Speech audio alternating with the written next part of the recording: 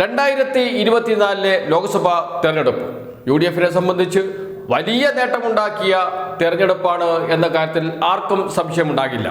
അതോടുകൂടി UDFന്റെ ആത്മവിശ്വാസം അങ്ങ് ഇരട്ടിച്ചിരുന്നു. പക്ഷെ അവരുടെ മുന്നിൽ 2019 ഉണ്ട്. അതും കൂടി കണക്കിലെടുത്തുകൊണ്ടാണ് ആ ഓർമ്മയിൽ UDF മുന്നോട്ട് നീങ്ങിയിരുന്നു ആദ്യഘട്ടത്തിൽ. പക്ഷേ പിന്നീട് 2024 ആ വിജയത്തിന്റെ ഉന്മാദത്തിലാണ്, അല്ലെങ്കിൽ ആ ഉന്മാദം വല്ലാതെ കീഴ്പ്പെടുത്തി UDFനെ എന്ന് വേണം കരുതാൻ. അതുകൊണ്ട് എല്ലാറ്റിനെയും എതിർക്കുക, സർക്കാർ കൊണ്ടുവന്ന എല്ലാ പദ്ധതികളെയും എതിർക്കുക, സർക്കാരിനെ കണ്ണടച്ച് എതിർക്കുക എന്ന നിലയിലേക്ക് ക്രിയാത്മക പ്രതിപക്ഷം എന്ന നിലയിൽ നിന്ന് UDF താഴോട്ട് പോയി. UDFന് വലിയ തോതിൽ തിരിച്ചടി നേരിട്ടുകൊണ്ടിരിക്കുന്നു. ഏറ്റവും ഒടുവിലെടുത്താൽ ബ്രൂവറി മാത്രം എടുത്താൽ മതി.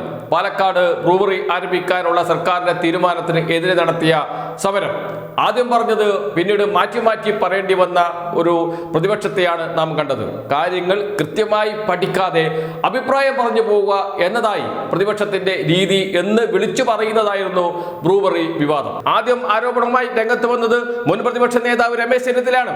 അദ്ദേഹം ചോദിച്ചു, ടെൻഡർ വിളിച്ചിരുന്നോ എന്ന്. വ്യവസായ സ്ഥാപനങ്ങൾ തുടങ്ങാൻ ടെൻഡർ വിളിക്കേണ്ട കാര്യമില്ല എന്ന പ്രാഥമിക ധാരണ പോലും ഇല്ലാതെയാണ് രമേശ് ചെന്നിത്തല സംസാരിച്ചത്. അത് അതേപടി ഏറ്റെടുത്തു പ്രതിപക്ഷ നേതാവ്. ഞാൻ എങ്ങനെ പുറകോട്ട് പോകേണ്ട ആളല്ലല്ലോ, അതിനേക്കാളും ഉച്ചത്തിൽ സംസാരിക്കേണ്ടേ എന്ന് പറഞ്ഞുകൊണ്ടാണ് രമേശ് ചെന്നിത്തല പറഞ്ഞത്. അതേപോലെ കുറച്ചുകൂടി ഉച്ചത്തിൽ സംസാരിക്കാൻ തയ്യാറായത് VD സതീശൻ. കയ്യോടെ പൊളിഞ്ഞുപോയി. വ്യവസായ സ്ഥാപനങ്ങൾ തുടങ്ങാൻ ടെൻഡർ വിളിക്കുന്ന ഒരു രീതി ഇന്ത്യയിലില്ല, കേരളത്തിൽ ഇതുവരെ ഉണ്ടായിട്ടുമില്ല എന്നത് തുറന്നു പറഞ്ഞപ്പോൾ അവിടെ വീണുപോയി പ്രതിപക്ഷം. മറ്റൊന്ന് അഴിമതിയായിരുന്നു. അഴിമതി ആരോപണം ഉന്നയിച്ചാണ് രംഗത്ത് വന്നത്. എന്താണ് അഴിമതി എന്ന് കണ്ടെത്താൻ രണ്ടുപേർക്കും കഴിഞ്ഞില്ല, തെളിവ് ഹാജരാക്കാനും കഴിഞ്ഞില്ല. പക്ഷെ തിരിച്ച് ഈ സമരം എന്തുകൊണ്ടാണ് പ്രതിപക്ഷം ഇതിനെ എതിർക്കുന്നത് എന്ന ചോദ്യം തിരിച്ചു ചോദിക്കുകയും കർണാടകയിലെയും മഹാരാഷ്ട്രയിലെയും സ്പിരിറ്റ് കമ്പനികളുമായി ബന്ധപ്പെട്ട കണക്കുകൾ വരികയും ഒക്കെ ചെയ്തപ്പോൾ പ്രതിപക്ഷം വലിയ തോതിൽ പ്രതിരോധത്തിലായി എന്ന് മാത്രമല്ല, ജനങ്ങൾക്ക് കാര്യം പിടികിട്ടുകയും ചെയ്തു. അതുകൊണ്ട് തന്നെ മെല്ലെ അതിൽ നിന്നും മാറി കുടിവെള്ളം എന്ന പ്രശ്നത്തിലേക്ക് ഒതുക്കാനാണ് പിന്നീട് ശ്രമിച്ചത്. എന്ന് വെച്ചാൽ വേണ്ടത്ര ഗൃഹപാഠം ചെയ്യാതെ ആരോപണം ഉന്നയിച്ചതിന്റെ ഫലം അനുഭവിച്ചു പ്രതിപക്ഷ നേതാക്കൾ. അതിനുശേഷമാണ് വ്യവസായ വകുപ്പിന്റെ നിക്ഷേപ സംഗമത്തെക്കുറിച്ചുള്ള സംരംഭങ്ങളെക്കുറിച്ചുള്ള ആരോപണമൊക്കെ ഉയർന്നു വരികയും നിരന്തരമായി സർക്കാരിനെ ഒറ്റപ്പെടുത്താനൊക്കെ ശ്രമിക്കുകയും കേരളം വ്യവസായ സൗഹൃദ സംസ്ഥാനമല്ല, കേരളത്തിൽ 3 ലക്ഷം സംരംഭങ്ങൾ ആരംഭിച്ചിട്ടില്ല തുടങ്ങിയ ആരോപണമായി പ്രതിപക്ഷം രംഗത്ത് വന്നത്.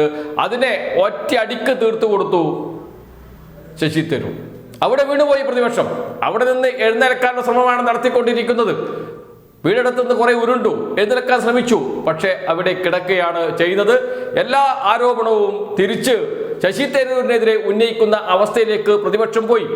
സർക്കാരിനെതിരെ ഉന്നയിച്ച അതേ ആരോപണങ്ങൾ തിരിച്ച് ശശി തരൂരിനെതിരെ ഉന്നയിക്കേണ്ടി വരുന്ന അവസ്ഥയിലേക്ക്, ശശി തരൂർ പറഞ്ഞത് തെറ്റാണ് എന്ന് സ്ഥാപിക്കാൻ മെനക്കെടേണ്ടി വരുന്ന അവസ്ഥയിലേക്ക്, അതിന് സമയം ചെലവഴിക്കേണ്ട അവസ്ഥയിലേക്ക്, സ്വന്തം പാളയത്തിൽ നിന്ന് ഉയർന്നു വന്ന വിമർശനങ്ങളെ തടയുന്നതിന് വേണ്ടി പണിയെടുക്കേണ്ടി വന്ന പ്രതിപക്ഷത്തെയാണ് നാം കണ്ടത്.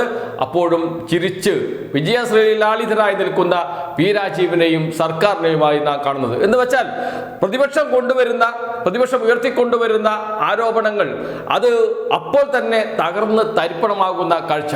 ചിരിച്ചു നിൽക്കുന്നത് സർക്കാർ തന്നെയാണ്, തൈയുയർത്തി നിൽക്കുന്നത് പിണറായി വിജയൻ തന്നെയാണ്. അതാണ് കഴിഞ്ഞ 1 മാസത്തെ 2 മാസത്തെ പ്രതിപക്ഷത്തിന്റെ പ്രവർത്തനം വിലയിരുത്തിയാൽ മനസ്സിലാക്കുക. ഇവിടെയും കേരളത്തിന്റെ വ്യവസായ മേഖലയെ സംബന്ധിച്ച് ഉയർത്തിക്കൊണ്ടുവന്ന ആരോപണങ്ങൾ മുഴുവൻ തകർന്നുപോയി എന്ന് മാത്രമല്ല, കോൺഗ്രസ് പ്രവർത്തകർക്ക് ഇടയിൽ വലിയ സംശയം ഉയർന്നു വന്നു. ശശി തരൂർ പറയുന്നതിൽ കാര്യമില്ലേ, P. രാജീവ് പറയുന്നതിലും സത്യമില്ലേ എന്ന ചർച്ചകൾ കോൺഗ്രസ് പ്രവർത്തകർക്ക് ഇടയിൽ തന്നെ നടന്നുകൊണ്ടിരിക്കുന്നു. അവരെ ബോധ്യപ്പെടുത്താൻ പോലും കഴിയാത്ത അവസ്ഥയിലേക്ക് പ്രതിപക്ഷം മാറി. എന്ന് വെച്ചാൽ പ്രതിപക്ഷത്തെ സംബന്ധിച്ച് വലിയ തിരിച്ചടി തന്നെയാണ്. കഴിഞ്ഞ 2 മാസത്തെ ഓരോ പ്രവർത്തനം എടുത്തു നോക്കിയാലും എല്ലാം തിരിച്ചടിയായി മാറിയിരിക്കുന്നു എന്ന് വേണം കരുതാൻ. ഇവിടെ വിജയിച്ചു നിൽക്കുന്നത്, ചിരിച്ചു നിൽക്കുന്നത് സർക്കാരും മന്ത്രിമാരും മുഖ്യമന്ത്രിയും ഒക്കെ തന്നെ എന്ന് ഉറപ്പിച്ച് പറയാൻ കഴിയും.